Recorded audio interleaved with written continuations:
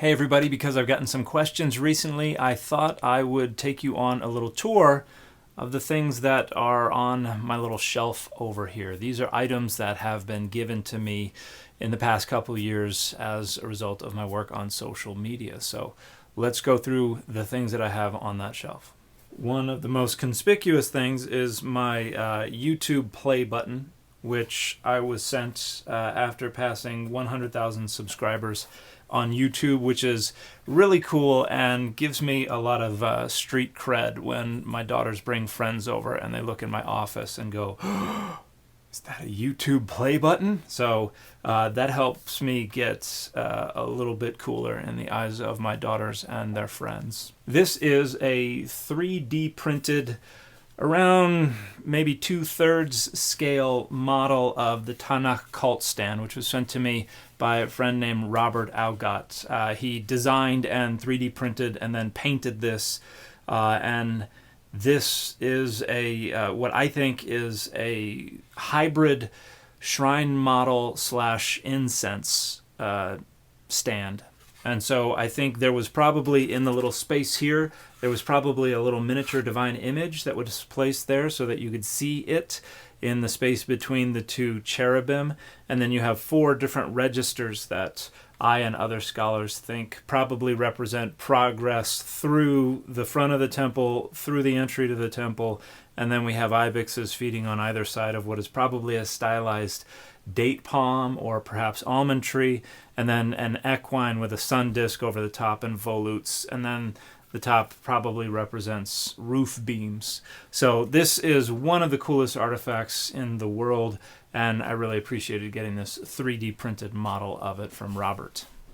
This is a plate that I purchased in Palestine, in Bethlehem, in one of the souvenir shops there. It says Shalom in Hebrew and then English transliteration, and this reminds me of the first trip I ever took to Palestine and Israel. I think this was in 2019, but that was a very special trip for me, and I got to know Palestine and Bethlehem quite well and really appreciated the people that I met there and the time that I got to spend there. And I want to pause to highlight the fact that Palestinians are suffering unimaginably right now, primarily because of an attempted genocide that is being perpetrated by bad actors in control of Israel's government and facilitated by bad actors in a number of other governments. And I urge you to find ways that you can help. There are a bunch of organizations that are on social media, such as the Palestinian Children's Relief Fund, Medical Aid for Palestinians, Heal Palestine, and a number of others. I will tag some of those in this video, but if you are in a position to help out, I urge you to do what you can to try to help out, and also to continue to speak out against the atrocities that are being perpetrated against the Palestinian people. This is an award that I was given by the Old South Church in Boston. This is their Open Door Award, and on the outside of their building there is a passage from Revelation 3:8, "Behold, I have set before thee an open door." So I got to travel there with my family earlier this year and got to briefly speak during their Pentecost service and was given this award, and then a really cool t-shirt that I featured in an earlier video. Now this is 2 different pieces, but this is an artifact that was purchased for me by some of the folks who were a part of the tour of Israel and Palestine in 2023 that I led. This was given to me a bit after we returned, but this is an amazing artifact, or perhaps replica of an artifact that they bought without me being aware at some point while we were in one of the souvenir shops in Palestine or in Israel. I had a friend send me, I believe, a comic book along with a graded Peyton Manning card from, is this Topps? Yeah, this is Topps, from when he played for the Broncos, because I've always been a Broncos fan. So this is a knife that was made and sent to me by Captain Dadpool, and the colors are supposed to represent Wolverine, the colors on his less accurate costume. And this was an extra gift that was sent to me after I actually ordered a knife from Captain Dadpool to send to another friend of mine. He thought this would be cool to send along, and I got a chance to thank him in person during my book signing tour, where he came to one of the events. I think it was the event in Philadelphia, but I'm not positive. It's all a blur. So thanks to Captain Dadpool for this very cool knife.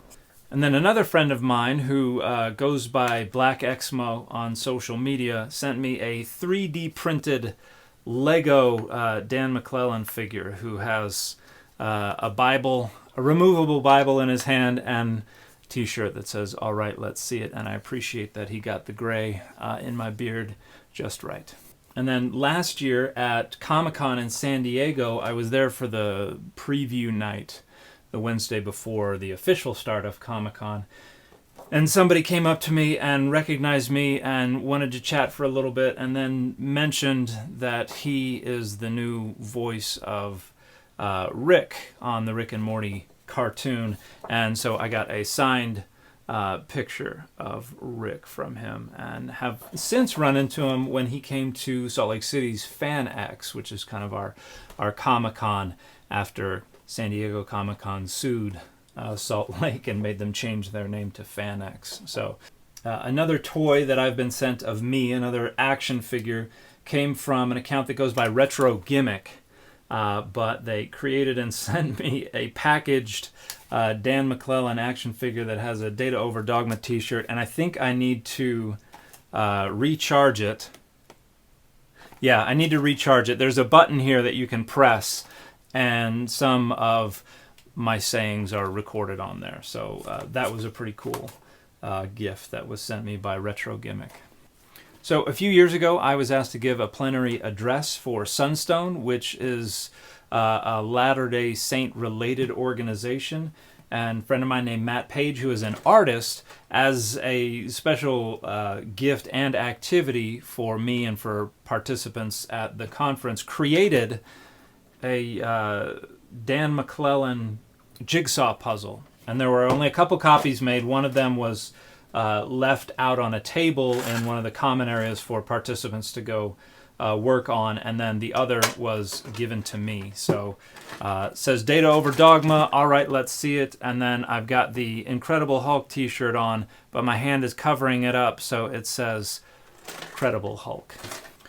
Now this wasn't something that was sent to me. This is a photo from a taekwondo competition that I participated in back in 1996, where I took, I believe, second place in a sparring competition. And I just think I look ridiculous. So this is kind of my constant reminder of how much of a giant nerd I was back in the mid-90s with my huge Coke bottle glasses on, pretending I was cool because I took second place in a sparring competition.